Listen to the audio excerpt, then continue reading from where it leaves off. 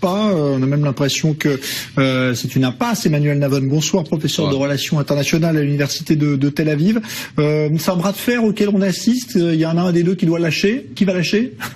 Il faut bien comprendre qu'entre la Turquie et l'Union européenne, c'est quand même le pot de fer contre le pot de terre. L'Union européenne a beaucoup plus de poids économique et géopolitique que la Turquie.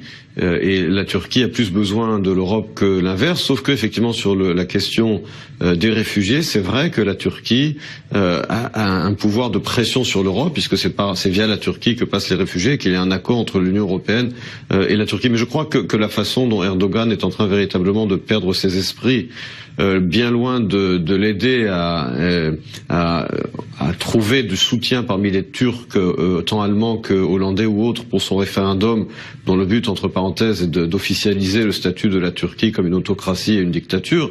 Au lieu de faire ça, eh bien, il encourage finalement les partis justement d'extrême droite qui sont en train de gagner du poids, grâce en particulier à Erdogan. C'est-à-dire que ce bras de fer ou cette tension que Erdogan a créée, a provoqué, qu'il fait dégrader avec ses déclarations complètement farfelues, eh bien cela renforce, bien entendu, il va y avoir demain des élections en Hollande, les partis qui commencent à de plus en plus s'exprimer contre l'islamisation de l'Europe, et c'est un test pour eux justement pour dire, eh bien nous n'accepterons pas ce genre de comportement vis-à-vis de nos minorités, et donc tout ce que Erdogan va obtenir, entre guillemets, c'est justement le renforcement des partis politiques qui sont à la fois pour une politique beaucoup plus ferme vis-à-vis des immigrants musulmans, mais également beaucoup plus ferme vis-à-vis de la Turquie.